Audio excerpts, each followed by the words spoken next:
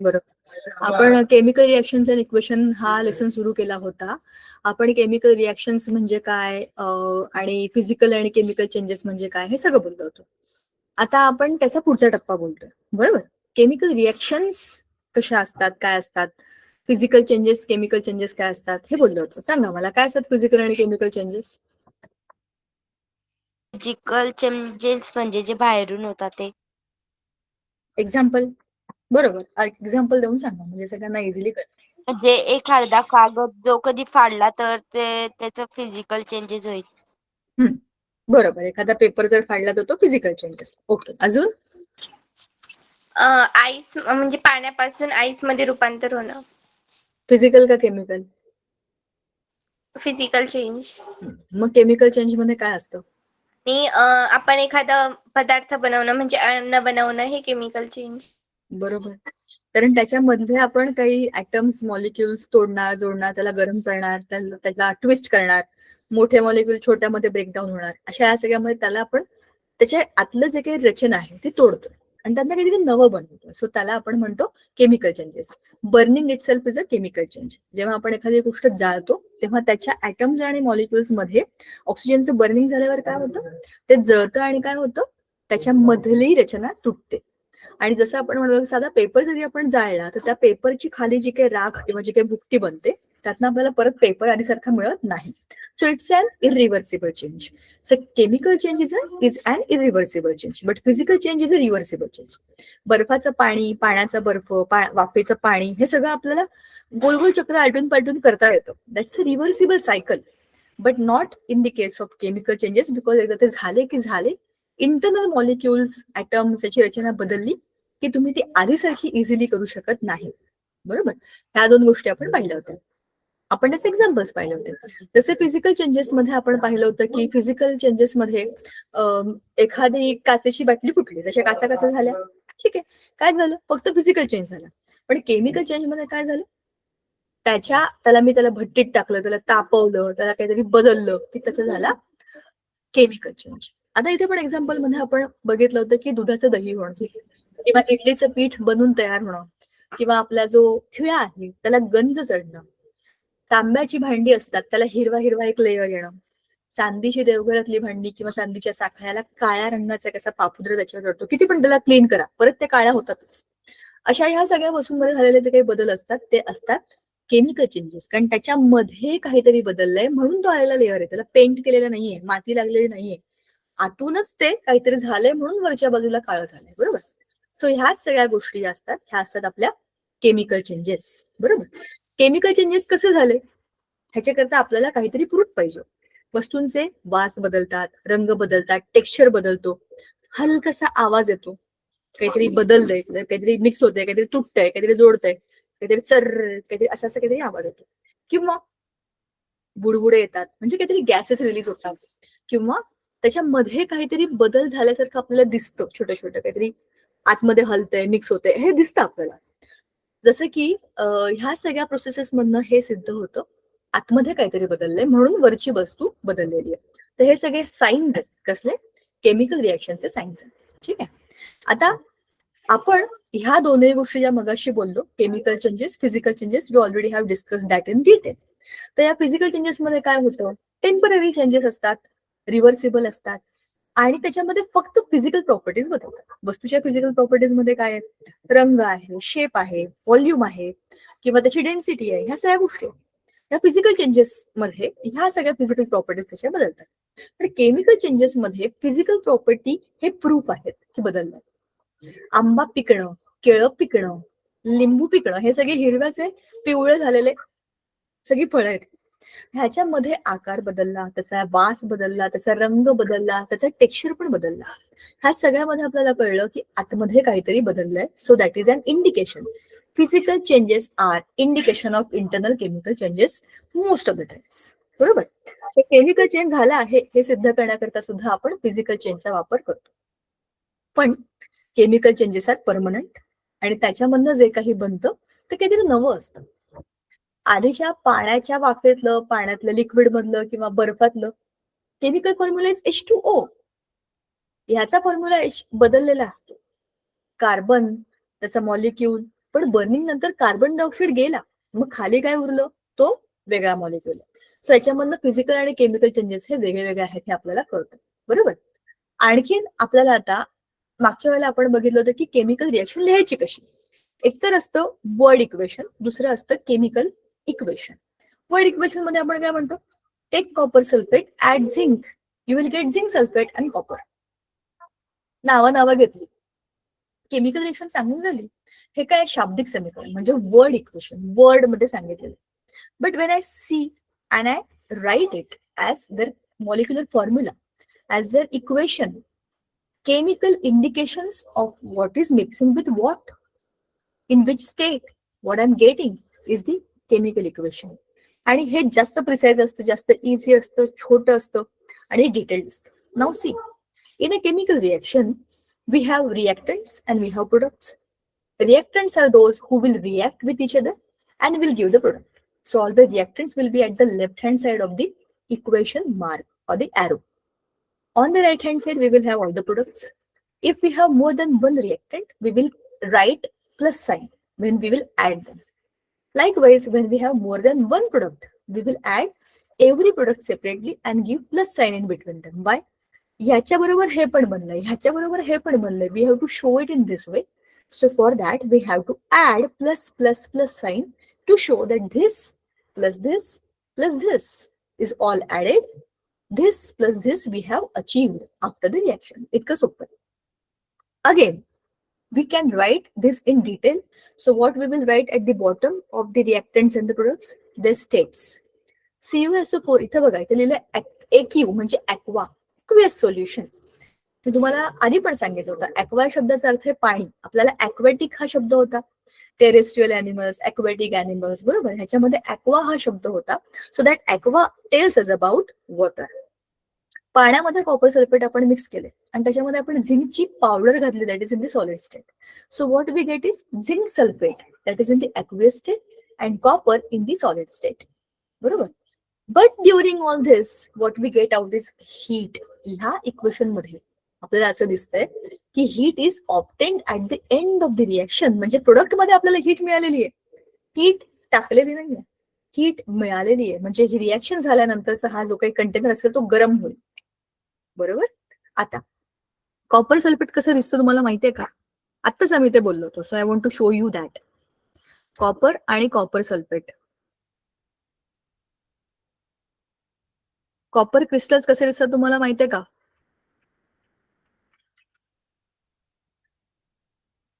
No ma'am. बघा, असे दिसतात, निळ्या निळ्या रंगाचे. किती सुंदर आहेत ना. हे कॉपर सल्फेट आहे.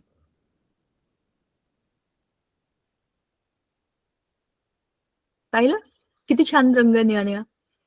त्याला पाण्यात घातलं की ह्याचा सोल्युशनचा रंग कसा बनेल? निळा. येस, निळ्या निळ्या रंगाचं पाणी बनेल. तर कॉपर सल्फेटचं आपण सोल्युशन बघू. असेल इथे कुठेतरी खाली, एखाद्या बीकर मध्ये टाकलेलं दिसेल आपल्याला कुठेतरी. हे बघा, हे याच्यात टाकलंय खाली बीकर मध्ये, दिसतंय का निळा निळा मागे? Yes ma'am. तरी आपण आणखी खाली काहीतरी वेगळं छान दिसतंय का तेही बघूया.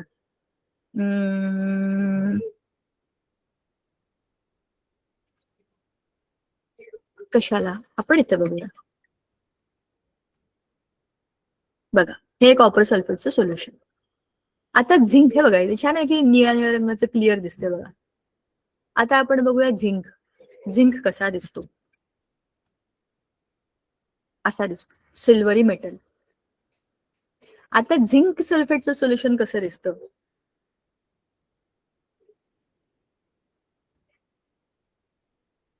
क्लिअर सोल्युशन आहे, क्लिअर. हे बघा, एक कंपॅरिझन आहे. झिंक सल्फेट ट्रान्सपरंट आहे, फेरस ग्रीन आहे, कॉपर ब्लू आहे, अल्युमिनियमचं पण असं वॉटरी आहे, म्हणजे ट्रान्सपरंट आहे. कळलं तुम्हाला केमिकल रिएक्शन मध्ये काय झालं?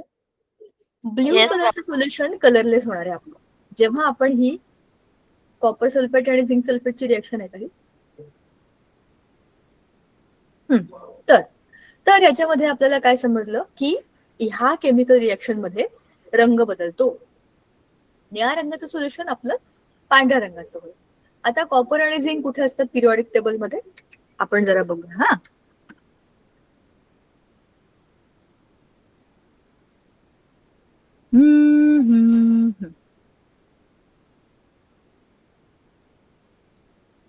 हे काय ऍड नकोय आम्हाला, आम्हाला पिरियॉडिक टेबलच हवा आहे.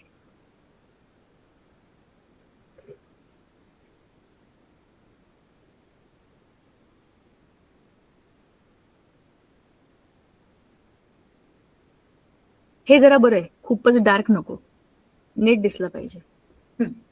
आता जरा पिरियॉडिक टेबल मध्ये कॉपर आणि झिंकची आपण जागा बघूया. एवढा छोटा आहे हा, त्याला काय अर्थ आहे? शी आला आला आला. हे बघा, हा कॉपर 27 आणि झिंक 30. फोर्थ पिरियड मध्ये ना आपला झालाय, वरचा लेसन झालाय आपला पिरियॉडिक क्लासिफिकेशन ऑफ एलिमेंट्स. ह्यात कॉपर कुठे आहे? 27. झिंक कुठे आहे? 30. हा कॉपर, हा डी ब्लॉक एलिमेंट आहेत सगळे. डी ब्लॉक एलिमेंट बद्दल आपण डिस्कशन केलं होतं, तुम्हाला लक्षात आहे. हे पण मेटल्स असतात, पण हे ट्रान्झिशन मेटल्स आहेत. त्यातला कॉपर मध्ये म्हणून तो निळ्या निळ्या रंगाचा आहे. झिंक शेवटचा आहे, 30वा आहे. 22 पहिला होता, हा 30वा आहे. डी ब्लॉक मधला ह्या रांगेतला 1 2 3 4 5 6 7 8 9 हा 9वा आहे. म्हणजे त्यांच्या त्यांच्या ग्रुप मधला शेवटचा, आणि इकडनं पी ब्लॉक सुरू होतो वरती बघा. मला याच्यात जरा गडबड वाटते, का माहितीये का? हे 10 असतात, हे 9 आहेत. मग हे चुकीचं आहे का पिरियॉडिक टेबल? आपण चांगलं नॉर्मल बघूया का? अच्छा, स्कॅन्डियम पासून सुरू झालं ना, मग तिथं तसं दिसलं नाही का आपल्याला? आपण इथून पर्पल कलर म्हणून ते बघितलं. ओके ओके, ठीक आहे, मग बरोबर आहे. 21 ते 30 बरोबर. तर कॉपर ह्यातला 27वा आहे आणि झिंक हा 30वा आहे. पण हे मी तुम्हाला काय सांगितलं की ह्या केमिकल रिएक्शन्स मध्ये आपण जे बघितलं की ह्याची रिएक्शन याच्या बरोबर आणि हे बनलं, तर रंग कसे बदलले, आणि रंग बदल हा त्याचा इंडिकेशन आहे की some chemical change has occurred. ठीक आहे. आता पुढे, अरे अरे अरे, हे काय झालं? आता केमिकल रिएक्शन तुम्हाला मागच्या वेळेला मी सांगितलं होतं, you have to always balance the chemical reaction. त्याच्याकरता मी तुम्हाला उदाहरण हे पण दिलं होतं की जे डाव्या बाजूला बसलेले लोक आहेत, म्हणजे नदीच्या डाव्या बाजूला बोटीत बसलेले लोक आहेत, त्यांनी बोट बुक केली. 5 माणसं बसली, त्यांची ती बोट आहे. 5च्या 5 माणसं तिकडे पोहोचली पाहिजे. कोणतरी पडला, कोणतरी आला, ह्या दोनही गोष्टी चालणार नाही. म्हणजेच काय, त्याला बॅलन्स करायचं.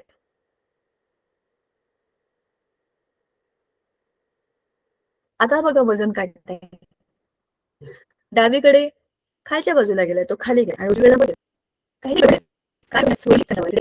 इकडे 2 आहेत, इकडे सल्फर 1 आहे, इकडे 1 आहे, ऑक्सिजन 4, इकडे 4, हायड्रोजन 2, इकडे 3. तर हे काहीतरी बरोबर नाहीये. वर खाली आहे, वर खाली आहे. वजन बघतोय आपण, वजन. आपल्याला 9वीला असताना एक लेसन होता, त्याच्यामध्ये होता law of constant masses, laws of constant matter, द्रव्य अक्षयतेचा नियम असं म्हणालो होतो आपण त्याला, की तुम्ही मॅटर बनवू नाही शकत, मॅटर संपवू पण नाही शकत. Matter only changes from one form to other. So all the reactants won't be won't be missed, and a new product will not come from somewhere else. जे काही तुम्ही टाकाल त्याच्यामधूनच काहीतरी बनेल. सो जेवढं तुम्ही टाकलंय त्याचं काही ना काही बनेलच. भला ते गॅशियस फॉर्म मध्ये उडून जाईल, पण ते बनेलच. You have to balance it. जेवढे लोक तुम्ही बोटीत बसवलेले आहेत तेवढ्याच लोकांना तुम्हाला उतरवायचे, मोजून उतरवायचे. मग उतरलेले लोक तुम्हाला जास्त वाटले तर तुम्हाला बसवताना चेक करावं लागेल की बरोबर बसलेत का नाही, नाहीतर त्यांना वाढवावं लागेल. सो तुम्हाला हे ठरवावं लागेल, जेवढे इकडे तेवढे तिकडे नसेल तर तुम्हाला बॅलन्स करायचंय. बॅलन्स करणं आपल्या हातात आहे. जसं आपण जेव्हा भाजी घेतो किंवा धान्य घेतो तेव्हा आपण काय करतो, आपण सांगतो, करत आपण काहीच नाही. 1 किलो गहू द्या सांगितलं की ते वजन काटावाले लोक काय करतात, दुकानातले गहू टाकतात. 1 किलोचं वजन ठेवतात, इकडे 1 किलो गहू टाकतात. थोडे कमी झाले की वरनं एक मुठभर टाकतात, जास्त झाले की 4-5 दाणे काढून घेतात. सो टाकणं आणि काढणं आपल्या हातात असतं. बॅलन्स करणं आपल्या हातातच असतं. ते आपणच करायचं असतं, आणि ते आपणच करायचं इक्वेशन मध्ये सुद्धा चेक करून. ह्याला आपण बॅलन्सिंग ऑफ केमिकल रिएक्शन्स असं म्हणतो. हे आपण मागच्या वेळेला बऱ्यापैकी केलं होतं ना आपण. केमिकल रिएक्शन्स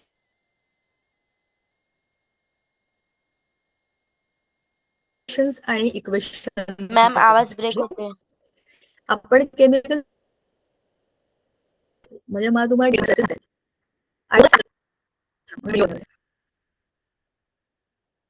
मला सांगा की कुठपर्यंत एक्झॅक्टली आपण थांबलो होतो, म्हणजे आपला वेळ जाणार नाही. ठीक आहे. एकतर आपण बोललो होतो केमिकल रिएक्शन, कोणत्या कोणत्या असतात फिजिकल केमिकल, ते आपलं झालं होतं सगळं. मग त्याच्यानंतर आपण त्याच्याबद्दल केमिकल इक्वेशन बद्दल बोललो होतो, जे आपण आताच डिस्कस केलं. इकडे रिएक्टंट, इकडे प्रोडक्ट, हा मधला ॲरो हा असाच असतो बरं का, इक्वल बिक्वलचं साईन नसतं, it is right side arrow. ठीक आहे, going to the right, reaction left कडून राईट कडे चालली आहे. आपण वर्ड इक्वेशन बोललो आणि मग आपण केमिकल रिएक्शनची केमिकल इक्वेशन बोललो, बरोबर. आता रायटिंग द केमिकल इक्वेशनचे आपण रूल्स बघितले की प्लस प्लस टाकायचं असतं, त्यांच्या स्टेट्स टाकतो आपण. जर त्याच्यामधनं एखादा गॅस लिबरेट झाला, if a gas is formed in a chemical reaction, we show this with the upward arrow. Likewise, if a precipitate is formed in a chemical reaction, we show that with an downward arrow. ठीक आहे, so these arrows will give a hint की आपण काय बनवलंय, upward or downward. ठीक आहे, then heat, this symbol, this triangle shows heat. You are heating the solution. Also, there's one more thing, that is catalyst. तुम्हाला मागच्या वेळेला पण मी सांगितलं होतं की मी आणि माझी मैत्रीण आम्ही लवकर गेलो शाळेमध्ये, आम्ही आमच्या वर्गामध्ये बसून अभ्यास करतोय. आम्ही दोघींनी ठरवलं की आज आपण आपलं गणिताचा ऍडिशनल एक धडा आपला करून बघू, प्रॅक्टिस करून बघू. आम्ही आमच्या बसलो दोघी जणी वर्गामध्ये, बोलतोय, हा आपण प्रॉब्लेम करूया, तो प्रॉब्लेम करूया, आमचं काम चाललंय बरं का. तर आमच्या दोघींच्याही आवडत्या अशा आपले टीचर असतात ना शाळेमध्ये, आपले फेवरेट टीचर, त्या आल्या आणि त्यांनी वर्गात डोकून बघितलं, अरे तुम्ही दोघी काय करताय वर्गात. आम्ही म्हणालो की बाई आम्ही आमचा अभ्यास करतोय, आम्ही गणित सोडून बघतोय. म्हणाला, अरे वा, व्हेरी गुड, शाबाश, चांगला अभ्यास करताय मुलींनो तुम्ही, येतील तुम्हाला प्रॉब्लेम, सोडवून बघा.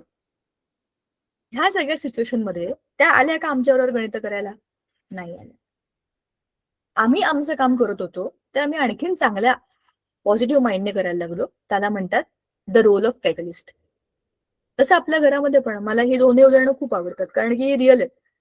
आपण घरामध्ये सामान काढून ठेवलाय, टाइमपास करतोय, हळूहळू बोलतोय, कोणाची तरी गप्पा मारतोय आणि पसारा आवरण्याचं काम करत नाही, आपलाच पसारा आहे. आई नुसती आपल्याकडे येऊन बघून जाते. भराभर हात चालतात की नाही आपले. आई करते का आपलं काम? नाही. दुसरं कोणी येतं का तिथे? नाही. आपलं काम आपणच करतो. कॅटलिस्ट फक्त येऊन जातो. कॅटलिस्ट फास्टन्स द रिएक्शन, ही फास्टन्स द रिएक्शन. आता याच्यामध्ये निकेल हा एलिमेंट आपण टाकला, हा मेटल टाकला आणि ह्या व्हेजिटेबल ऑइलला आपण वनस्पती घी मध्ये कन्वर्ट करून टाकलं. टेम्परेचर किती? फक्त 60 डिग्री. ह्या एवढ्याशा टेम्परेचरमध्ये कॅटलिस्ट टाकल्यामुळे हायड्रोजन गॅस त्या ऑइलमध्ये ऍड झाला आणि आपल्याला मिळालं वनस्पती घी, बरोबर. असंच कॉपर प्लस 4HNO3 ह्याचं काय होतं? Copper nitrate 2NO2 2H2O. मग आता ह्या काय आहेत? केमिकल रिएक्शन्सच्या काही एक्झाम्पल्स आपल्याला दिलेले आहेत त्यांनी. HNO3 काय आहे? Nitric acid. हा आहे कॉन्सन्ट्रेटेड आणि हा आहे डायल्यूट. ऍक्वेस स्टेटमध्ये म्हणजे पाण्यात करताय तुम्ही ही रिएक्शन, ऍसिडमध्ये कॉपर टाकून दिलेला नाहीये, पाण्यामध्ये टाकून ही रिएक्शन केलेली आहे. नाहीतर काय होईल, तिथे काही होऊ शकतं ना. HNO3 is also a strong acid. पण हे संहत आम्ल आहे, कॉन्सन्ट्रेटेड आहे, खाली लिहिलंय कॉन्सन्ट्रेटेड. डायल्यूट म्हणजे जास्त पाणी आहे, याच्यामध्ये पाणी जास्त आहे. आता ह्याच्यामध्ये प्रोडक्ट काय बनला? CuNO3 twice. याच्यामध्ये पण CuNO3 ट्वाइस, पण याच्यामध्ये एकच मॉलिक्युल बनलाय बघा. आणि खाली किती? 3. NO2 गॅस बनला, इथे NO गॅस बनला. नायट्रोजन ऑक्साईड, इथे नायट्रोजन डायऑक्साईड. पाणी तर इथेही बनलंय, इथेही बनलंय, पण इथे खाली जास्त पाणी बनलंय, कारण पाणीच आहे ना, डायल्यूट आहे. ह्याचा अर्थ काय आहे की तुम्ही जी काही रिएक्शन लिहिता इथे, त्याच्यात तुम्हाला सगळे डिटेल मिळतात की तुम्ही कॉन्सन्ट्रेटेड घेतलंय, तुम्ही डायल्यूट घेतलंय, तुम्हाला काय मिळालंय, किती मिळालंय, बरोबर. 1 मॉलिक्युल मिळालाय, 3 मिळाले.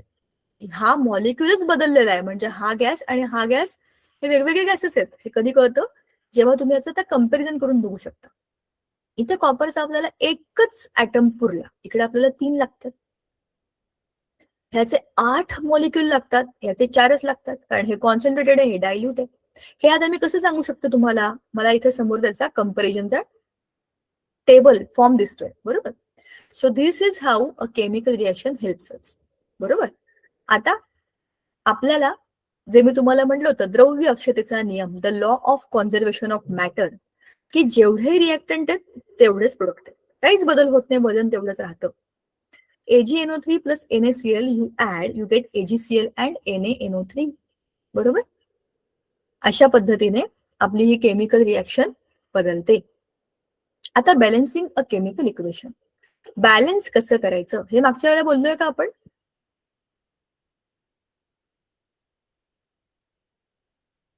हो का नाही? हो मॅम. केमिकल रिएक्शनला बॅलन्स कसं करायचं बोललोय आपण. तरी एकदा रिवाइज करूया. ही केमिकल रिएक्शन आहे. NaOH plus H2SO4 will give you Na2SO4 plus H2O. It's an imbalance reaction. बघा, कारण इथे एकच Na, इथे 2 Na आलेत. इथे OH आहे, H2O आहे, H2 आहे, SO4 आहे. जरा उलट सुलट वाटतंय ना बघूनच. सगळ्यात आधी you have to look at the number of metals in a chemical reaction. इथे मेटल किती आहे? 1 आहे, इकडे आहे 2. Immediately add 2 to sodium. 2 Na झाला, म्हणजे Na आणि Na बॅलन्स झाला. पण हा 2 आता याला पण ऍप्लिकेबल आहे, हा 2 आता याला पण ऍप्लिकेबल आहे. मग 2 ऑक्सिजन झाले, 2 हायड्रोजन पण झाले. SO4 चे ग्रुप किती आहेत? SO4 चा ग्रुप एकच आहे. मग Na2 आणि त्याला SO4 लागला, तर हे बॅलन्स झालेलं आहे. आता कोण उरलं? इकडचा H2 उरला. काय काय उरलंय बघूया आपण. H2 उरला, 2 नवीन हायड्रोजन झाले, बरोबर, H2 आणि आता ऑक्सिजन पण 2 झाले, बरोबर. मग आता ह्याला आपण काय म्हणू शकतो? H2O2. H2O बनतो नेहमी, तर याला आपण 2H2O लिहिलं तर बॅलन्स झालं की नाही? म्हणजे 2 पाण्याचे मॉलिक्यूल झाले, 2H2O. बघा, 2 आणि 2 4 झाले की नाही? 2 आणि 2 4. हा O2 आहे, हा पण O2 आहे. झालं की नाही? बॅलन्स झालंय. आता जेवढे लोक डाव्या बाजूला बसले होते तेवढेच उजव्या बाजूला पण बसलेले. मी तुम्हाला जे सांगितलं होतं ते परत एकदा सांगते आता. केमिकल रिएक्शन आपल्याला बॅलन्स करायला आली एक्झाम मध्ये, तर हे आपण आपलं स्वतः करायचं. पेन्सिलने करा, रफ पार्टवर कुठेही करा, आणि हे तुमचं खूप लवकर होईल, कारण हे तुम्हाला समोर दिसतंय काय करायचं. तुमची केमिकल रिएक्शन बॅलन्स झाल्यानंतर तुम्ही हा असा टेबल बनवायचा. आधीच टेबल बनवून या फॉर्मॅटमध्ये करून बघू का, हे करू का, असं करून तुमचं कन्फ्युजन वाढेल, कसं मी सांगते. रिएक्टंट प्रोडक्ट आपण जे केले तेच आहे, काही वेगळं नाही याच्यामध्ये, फक्त फॉर्मॅटमुळे समोर दिसत नाही एवढा प्रॉब्लेम होतो, एवढंच आहे बघा. आता रिएक्टंट मध्ये सोडियम, ऑक्सिजन, हायड्रोजन, सल्फर हे 4 आहेत की नाही? तेच आहेत प्लेयर्स, ह्या गेम मधले प्लेयर तेवढेच आहेत.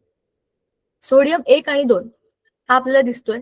ऑक्सिजन 5 आणि 5 हे बॅलन्स्ड आहे. हायड्रोजन 3 आणि 2 ह्याला बॅलन्स करायचंय, आणि सल्फर 1 आणि 1 बॅलन्स्ड आहे. आता तुम्ही ह्याला 2ने गुणणार, बरोबर, कारण आधी आपण धातू बघतो, म्हणजे मेटलकडे बघतो. तर 2 × 1 झाला 2. मग तुम्ही परत ही केमिकल रिएक्शन खाली लिहिणार, ज्याच्यामध्ये तुम्ही आता काय केलंय? सोडियमला म्हणजे NaOH ला 2ने मल्टिप्लाय केलं, बरोबर. आता तुमच्याकडे खाली एक नवीन टेबल बनेल, जे मी इथे वर केलंय त्याच्यासाठी हा खाली दुसरा टेबल बनवलेला आहे. तेच आहे जे मी आता तुम्हाला बोलले, की we have to multiply sodium with 2 to balance करण्याकरता आपण आता त्याला 2ने मल्टिप्लाय केलं. आता 2 सोडियम आपल्या रिएक्टंट मध्ये झाले आणि 2 आता आपल्या प्रोडक्ट मध्ये पण झाले, बरोबर. आता खाली जेव्हा आपण ही अशी केमिकल रिएक्शन करू, तेव्हा आपल्याला प्रोडक्ट मधला H2O चा नंबर बदलायचा नाहीये, कारण तो आपण काहीच केलेला नाहीये. टेबलमध्ये जे होते तेच आपण लिहिले, फक्त इथे 2 ऍड केलं आपण. आता आपल्याला परत त्याची संख्या परत लिहायची, म्हणजे परत नवा टेबल बनवायचा. आता इकडच्या सगळ्यांना परत मोजा. 2 Na झाले, ऑक्सिजन किती झाले? 4 आणि 2 6 झाले, हायड्रोजन 4 झाले, 2 आणि 2 4, सल्फर 1. राईट साइडला Na2SO4 H2O आलं हे असं. आता काय करायचं? परत ह्याला बॅलन्स करायचं. हे बॅलन्स झालं, हे बॅलन्स झालं, पण आता इथे बघा 6 आणि 5, 4 आणि 2. तुम्ही याला पण बॅलन्स करू शकता, तुम्ही याला पण बॅलन्स करू शकता. स्वाभाविक कॉमन सेन्स आहे की 2ला 2ने मल्टिप्लाय केलं की आपल्याला 4 मिळतात. ह्यानं तुम्ही बॅलन्स केलं तर तुमचा ऑक्सिजन ऑटोमॅटिक बॅलन्स होतो, हे तुम्हाला लिहिल्यानंतर कळतं, बरोबर. हे असं केल्यानंतर तुम्हाला समजतं. पण आधीच केमिकल रिएक्शन बॅलन्स केली की आपल्याला फक्त हे एवढंच करावं लागतं. हे आम्ही याला मल्टिप्लाय केलं, याला मल्टिप्लाय केलं, आणि मग परत केमिकल रिएक्शन लिहिली तर ती बॅलन्स झाली, म्हणजे आपला पेपर स्वच्छ, क्लीन, एकही चूक न होता, बरोबर. आता तिथे आपण लिहिलंय, टेबलमध्ये लिहिलंय, आता ते चुकीचंच वाटतंय, मग 2ला फोडलं 3ने केलं, 3ला फोडलं 4ने, असं त्या टेबलमध्ये घाण करायची नाही. तो टेबल एकदाच लिहायचा, आणि तो असा लिहायचा की त्यात काही चूक नाहीये, कारण तुमची चूक होणारच नाही. तुम्ही केमिकल रिएक्शन आधीच वरती स्वतःच बॅलन्स करून लिहून ठेवायची. ती लिहिल्यावर तुम्हाला काय दिसतं? की इट्स बॅलन्स्ड. बॅलन्स आहे म्हटल्यावर मग काय करायचं? काहीच करायचं नाही, त्याला फक्त ह्या फॉर्मॅटमध्ये टाकून द्यायचं. ह्याच्याकरता तुम्हाला थोडी प्रॅक्टिस लागेल, थोडं डोकं चालवावं लागेल. चला आता ही केमिकल रिएक्शन बॅलन्स करून दाखवा. N2 + H2 NH3.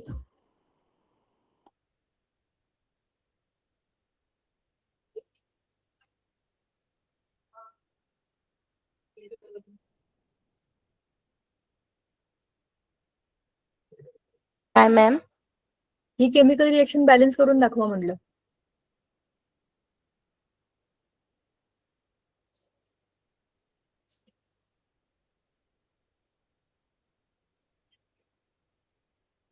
सांगा आता काय करणार? याच्यामध्ये सगळे दोनही नॉन मेटल्सच आहेत, मेटल्स काही नाहीये. काय करणार तुम्ही? बोलत राहा माझ्याशी, मग आपण डिस्कस करून ठरवूया काय बरोबर काय चूक. Yes ma'am. काय करायला पाहिजे?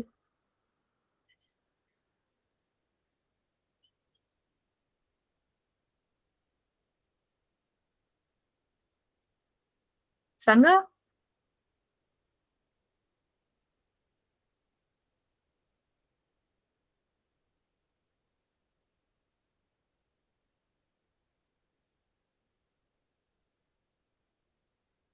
बर, चला टेन्शन घेऊ नका, मी सांगते. 2 नायट्रोजन आहेत की नाही इकडे, मग इथे 2 करून टाकायचे ना. हा 2 झाला, हा 2 बॅलन्स झाला. आता 6, हे किती झाले? 3 दुणे 6 झाले हायड्रोजन. मला इकडे 3 मल्टिप्लाय करून टाकू ना आपण. टेन्शन घेऊ नका, हे एक एक करूनच येणार आहे तुम्हाला. कुठून तरी तर सुरुवात करावीच लागेल की नाही. N2 दिसतोय आणि इथे एकच N दिसतोय, मग मी या N ला 2 करण्याकरता 2 ने मल्टिप्लाय करेन. पण जसा हा 2N झाला तसा हा 2 याला पण मल्टिप्लाय करतो ना, मग काय होतो? 3 दुणे 6 होतो. मग 3 दुणे 6, इथे 2 आहेत, ह्याला 3 ने मल्टिप्लाय केलं तर झाला 6.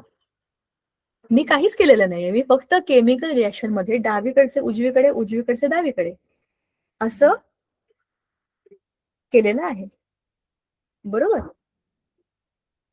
समजलं का? हे तुम्हाला कधी कळतं? जेव्हा तुम्ही ह्याची प्रॅक्टिस करता तेव्हा. केमिकल रिएक्शन बॅलन्स करण्याकरता आपल्या इकडे खाली लेसन मध्ये, एक्सरसाइज मध्ये काही ऑप्शन आहेत, ते सॉल्व्ह करून बघा, तुम्हाला आपोआप येईल. टेन्शन आलंय का तुम्हाला याचं? हो का नाही? पटकन बोला. हो मॅम. हो आलंय. चला आपण असं करू, एक्सरसाइज मधलं एखादं इक्वेशन आताच बॅलन्स करूया. चला मॅम एकदा परत सांगा ना प्लीज. एकच मिनिट. खाली जे आहे ना, ते आपण एक चांगलं इक्वेशन घेऊया, ठीक आहे, आणि त्याला बॅलन्स करूया. म्हणजे आपल्याला ऑटोमॅटिक त्याची प्रॅक्टिस होईल आणि एक्सरसाइज मधला एक प्रॉब्लेम आपला सॉल्व्ह पण होऊन जाईल.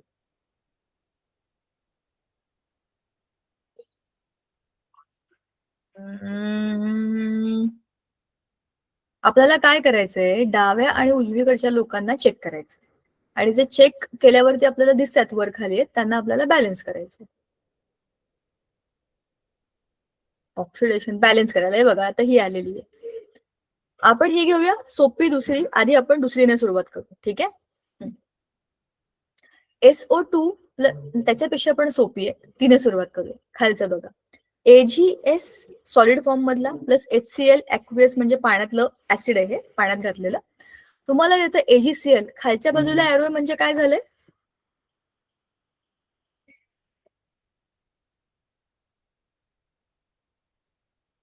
प्रेसिपिटेट. हे खालच्या बाजूला अवक्षेप जमा झालाय, आणि वरच्या बाजूला एरो म्हणजे काय आहे? गॅस. गॅस, बरोबर. आता बॅलन्स करण्यासाठी मला सांगा, Ag किती आहेत डावीकडे आणि Ag किती आहेत उजवीकडे?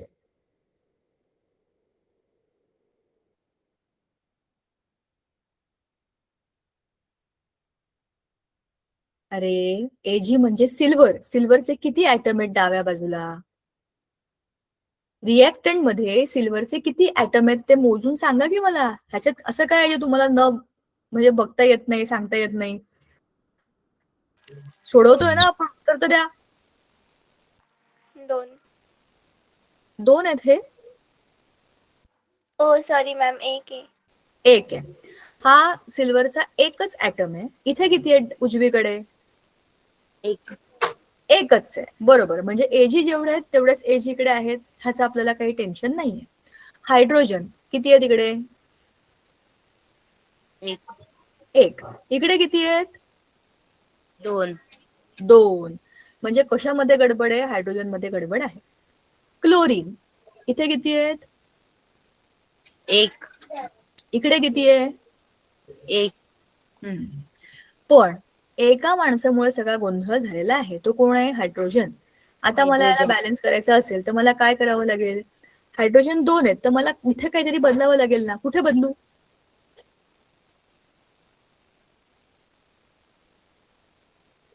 पहिल्यामध्ये. पहिल्यामध्ये हायड्रोजन नाहीये ना. हायड्रोजन इकडे आहे. इथे 2 हायड्रोजन होते, इथे एकच हायड्रोजन आहे. बाकी तर सगळे बरोबर आहेत आपापल्या ठिकाणी. एक Ag एक Cl. हायड्रोजन 2 आहेत तर मी इथे काय करेन? ह्याला 2 ने मल्टिप्लाय करून टाकेन. मग हे 2 हायड्रोजन झाले की नाही? पण आता याच्याबरोबर 2 क्लोरीन पण झाले. बरोबर? 2 क्लोरीन पण झाले. Yes ma'am. बरोबर ना? मग आता मला इथे 2 करावं लागेल तर हे क्लोरीन पण 2 होतील. पण याच्यामुळे 2 Ag पण झाले. मग आता मला इथे 2 Ag करावं लागेल. समजलं? Yes ma'am. आपण काय करतो?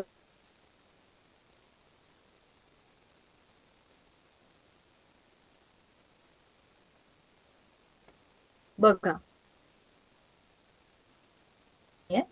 ह्या केमिकल रिएक्शन मध्ये लेफ्ट हँड साइडला Ag एक होता, इथे पण एकच आहे. क्लोरीन एक होता, इथे पण एकच आहे. कोण मोजतोय आपण? ऍटम्स. हायड्रोजन इथे एक आहे पण इथे 2 आहेत. 2 आहेत म्हणजे मला याला बॅलन्स करावं लागेल. म्हणजे मला काय करावं लागेल? रिएक्टंट्स मध्ये इथे 2 लिहून टाकावं लागेल. ते 2 लिहिले त्याच्यामुळे काय झालं? 2 हायड्रोजन तर बॅलन्स झाले. हे झालं, याचा प्रॉब्लेम सॉल्व्ह झाला. पण याच्यामुळे 2 क्लोरीन पण झाले ना. 2 क्लोरीन झाले तर मला इथे क्लोरीनच्या पुढे 2 लिहावं लागलं. 2 क्लोरीन बॅलन्स झाले पण 2 Ag पण झाले ना. मग आता मला इकडे 2 Ag करावे लागले. आता बघा, 2 Ag plus 2 HCl will give you 2 AgCl plus H2. आता मला सांगा, डाव्या बाजूला 2 Ag आहेत, उजवीकडे 2 आहेत का? आहे. म्हणजे Ag बॅलन्स्ड. ठीक आहे. एक एक लिहू आणि आपण बॅलन्स करू. हायड्रोजन इकडे 2 आहेत, इकडे 2 आहेत. झाले का? येस. करेक्ट. ठीक. क्लोरीन 2 आहेत, 2 झाले का? झाले. हो. म्हणजे आपण काय केलं? केमिकल रिएक्शन बॅलन्स केली. पण कशी केली? टप्प्याटप्प्याने केली. चला, आता अजून एक रिएक्शन तुम्ही मला सांगा, ह्या चौघांमधली कुठली घ्यायची ते आपण करूया.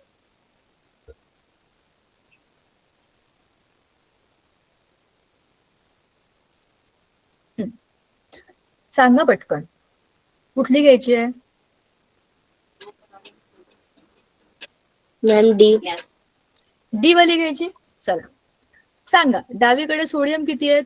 Na सोडियम किती आहेत? 1. 1. इथे किती आहे? 2. आपल्याला गोंधळ दिसला इथेच. ऑक्सिजन 1. ऑक्सिजन सगळे मोजावे लागतील आता आपल्याला. हा, इथे 4 ऑक्सिजन अधिक 1 ऑक्सिजन म्हणजे ऑक्सिजन झाले 5. इथे किती आहेत? 4 आणि 5. चला, ऑक्सिजन ते बरोबर आहेत. हायड्रोजन मोजूया. 1 आणि इथे किती आहे? 2. 2. इथे किती हायड्रोजन आहे? 3 आहेत. बघा, नाही आपल्याला ऑक्सिजन झाले ना, आता हायड्रोजन चालेल. बरोबर. 1 आणि 2 3. इथे किती आहेत? 2. बघा, 2. हायड्रोजन मध्ये पण गडबड आहे. सल्फर मोजूया. सल्फर 1 आहे आणि हा पण एकच आहे. मग आता आपल्याला काय बघायचंय? ह्याच्यात तुम्हाला एक मी शॉर्टकट सांगते बरं का. ट्रिक आहे, ट्रिक. SO4 चा ग्रुप जनरली तसाच्या तसा असतो. SO4 1 होता, SO4 एकच झालेला आहे.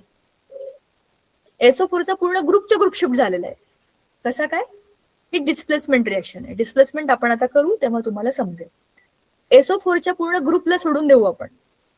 तो तसंच्या तसं तिकडे आलाय. बाकीच्या लोकांना तुम्ही बदललात की तो आपोआप बदलेल. आता सगळ्यात आधी आपण बघितलं होतं की आपल्याला मेटलला फोकस करायचंय. मेटल कोण आहे याच्यामध्ये?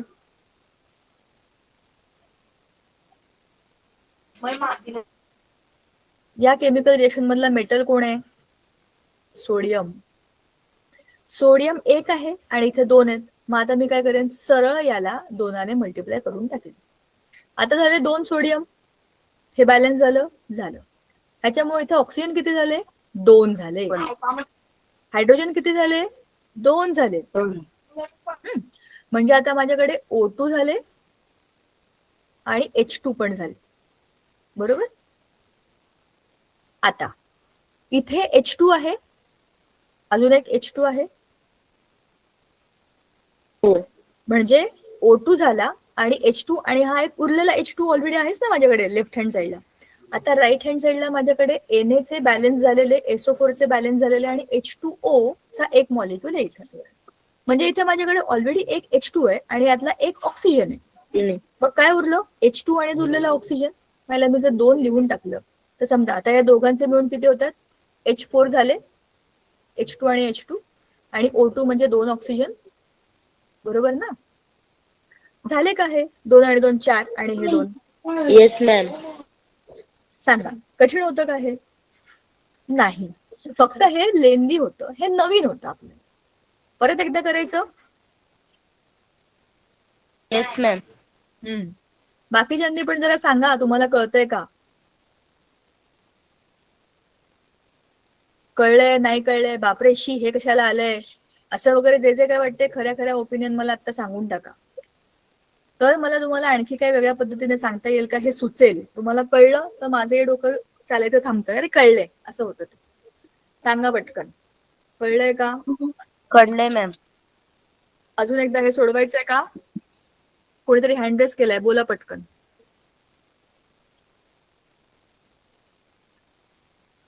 काय शंका असेल तर विचारा ना. No ma'am. हे सोडवायचं का दुसरं सोडवायचं? मॅम दुसरं सोडवायचं. पहिलं का दुसरं? पहिलं. पहिलं. चला. H2 2 हायड्रोजन, H2 एकच म्हणजे एकच H2 चा ग्रुप आहे. म्हणजे जेवढे इकडे आहेत तेवढे इथे दिसतात. S2 2 आहेत. अरे S तर इथे एकच आहे. O7 आणि हा इथे एक 4 8. आता जरा याला आपल्याला बघायला लागेल का बरं का? ह्याच्यामध्ये ऍडिशन झालंय, म्हणजे ह्या सगळ्यातनं एकच आपल्याला मॉलिक्युल मिळालेलं आहे. दोघांचा एकच मोठा मॉलिक्युल बनलाय. आता आपण असं करू, हायड्रोजन एकत्र डावीकडचे जसे टेबलमध्ये गेलो तर तसे आपण मोजू. हे किती आहेत? 2 आणि 2 4 आहेत. तर मी इथे लिहून टाकते 4 हायड्रोजन. सल्फर किती आहेत? 2 सल्फर आहेत. इथे एकच आहे बघा, इथे एकच आहे, गडबडलंय हे. ऑक्सिजन 7 अधिक 1 8 म्हणजे 8 ऑक्सिजन आहेत. आता आपल्याला या बाजूला बघू आपण. हायड्रोजन 2च आहेत, 2 हायड्रोजन, सल्फर एकच आहे आणि 4 ऑक्सिजन आहेत. आता माझा कॉमन सेन्स इमिडिएटली मला हे सांगतोय की याला 2ने मल्टिप्लाय करायला लागेल. कोणाला? याला. ह्याला 2ने मल्टिप्लाय केलं तर काय होतं? 4 दुणे आपलं बेदुणे 4 झाले, 2 झाले आणि 8 पण झाले. कळलं का मी काय काय म्हणाले? Yes ma'am. ह्या सगळ्यांना जर मी 2ने गुणलं तर मला काय मिळतं? बेदुणे 4 हायड्रोजन झाले, 2 गुणिला 1 2 सल्फर, बरोबर, आणि 4 दुणे 8 ऑक्सिजन. फक्त मी माझ्या प्रोडक्टमध्ये 2 टाकलं तर माझी रिएक्शन बॅलन्स झाली. कठीण होतं का? त्यामुळे घाबरू नका. हे नवीन आहे फक्त आपल्याला, पण ह्याच्या आधी हे केलेलं नाहीये. आणि हे सगळे असे मोठे मोठे असे सगळे बघून, फॉर्म्युले बघून आपल्याला घाबरेलं होतं की हे काय आहे. पण यात एवढं काहीही कठीण नाहीये. इट्स ओके, हे आपल्याला येतं. चला, आपण 3 सोडवले, हेच का सोडायचं हे तुम्ही मला सांगाल. तुमच्या पद्धतीने आपण हे करूया. चला सांगा, डावीकडे सल्फर किती? एकूण सल्फर सांगा मला. रिएक्टंट मध्ये सल्फर किती? 2. 2. पुढचा कोणता ऍटम घ्यायचा आहे?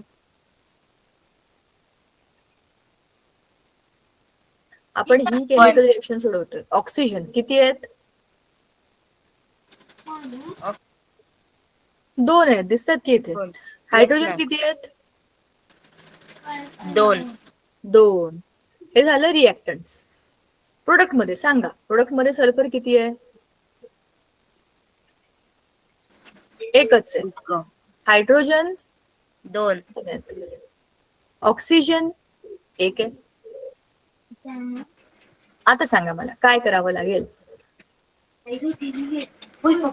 होय, काय बी काय डाउनलोड करतोय? सांगा पटकन.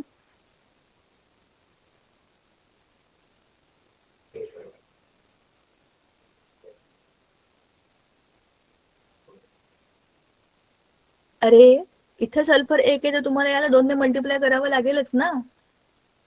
Yes ma'am.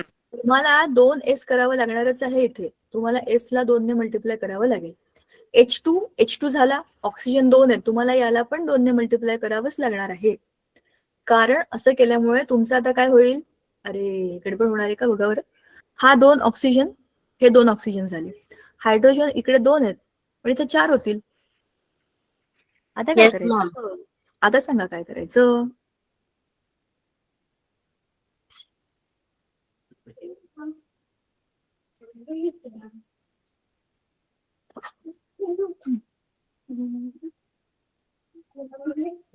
याला 2 ने मल्टिप्लाय करायचं तर काय होईल, येस मॅम.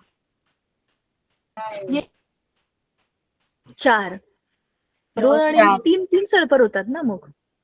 मग तुम्हाला इथे सल्फर 3 करावे लागतील. एवढंच करावं लागेल. कारण सल्फर हा मोकळा आहे ना, एकच आहे ना सॉलिड. 3 सल्फर झाले अधिक 1 सल्फर, 3 सल्फर. बघा मी काय केलं, सल्फरची संख्या पण बदलली ना, 2 4 झाले. हायड्रोजन 4 झाले, इथे पण हायड्रोजन 4 झाले.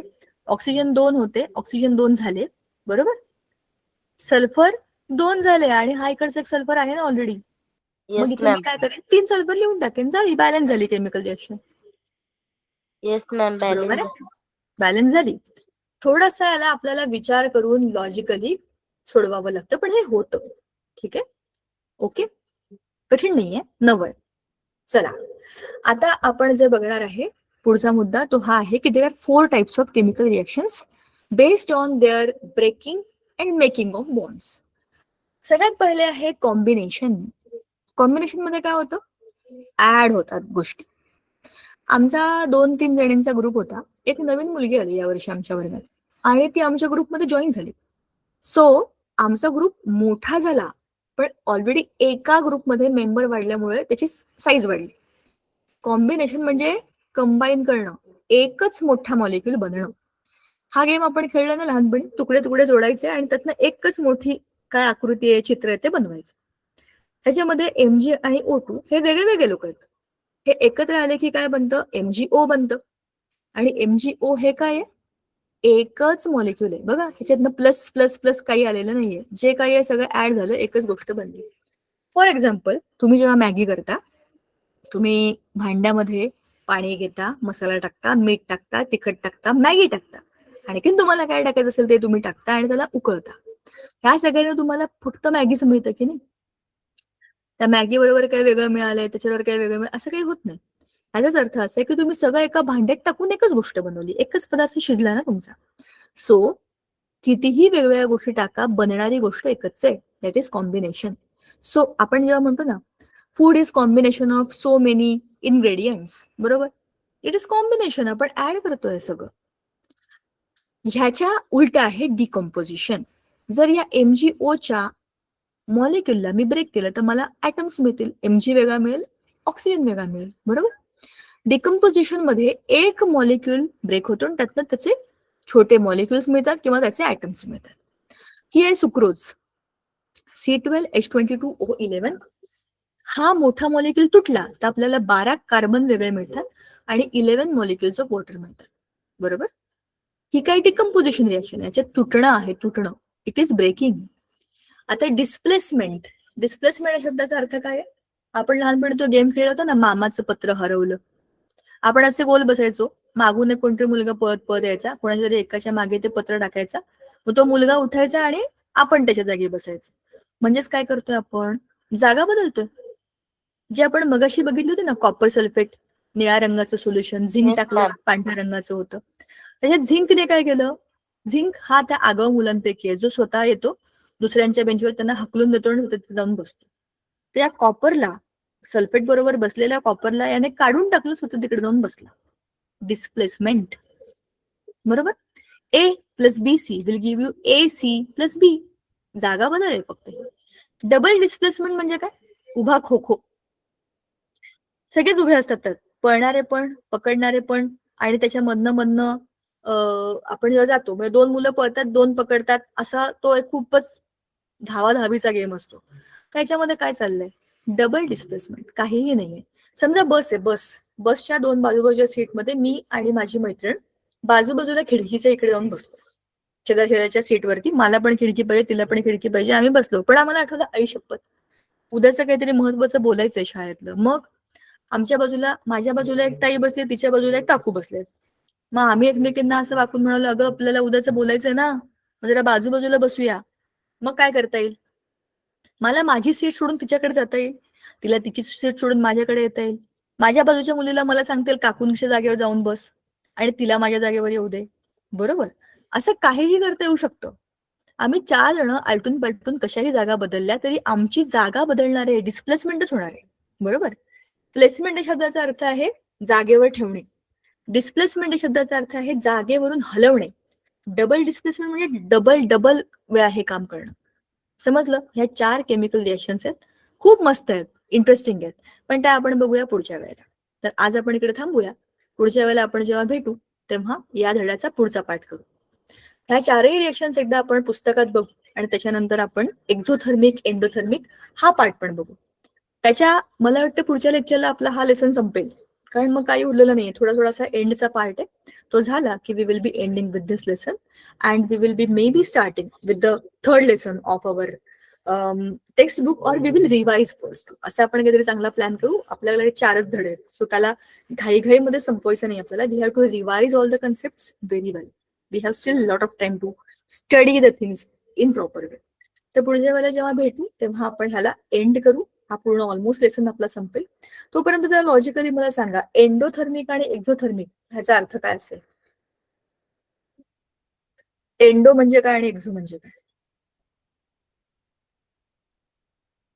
एक्झो म्हणजे काय? एक्झिट म्हणजे काय? बाहेर पडणं. बाहेर पण. एंडो म्हणजे आत येणं. सो एक्झिट म्हणजे हीट बाहेर पडणं. एक्झोथर्मिक, थर्मा म्हणजे गरम, गरमी बाहेर टाकणं. एक्झोथर्मिक, गरमी आत घेणं म्हणजे एंडोथर्मिक. हे 2 केमिकल रिएक्शन्सचे आणखीन प्रकार आहेत. ह्या 4ही रिएक्शन्सना तुम्ही ह्या 2 ग्रुपमध्ये टाकू शकता. एक तर त्यात गरमी टाका किंवा त्यातनं गरमी बाहेर येईल. अशा 2 पद्धतीने आपण एंडोथर्मिक आणि एक्झोथर्मिकचा अभ्यास पुढच्या वेळेला करू. So we will meet next time with these 2 category of chemical reactions, which are another way of classification of chemical reactions that we will see next time. Bye bye. Good night. Good night ma'am. Bye. Thank you.